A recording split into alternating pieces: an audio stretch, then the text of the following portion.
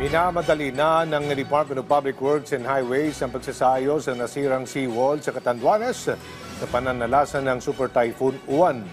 Ayon kay DPWH Secretary Vince Dizon, malagang malagyan ng hexapods ang seawall bilang dagdag proteksyon mula sa malalakas na alon.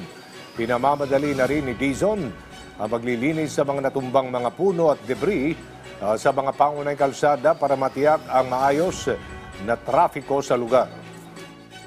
Nakita natin na merong mga kailangan tayong idagdag na elemento sa seawall na wala dun sa nasirang parte sa Imelda Avenue.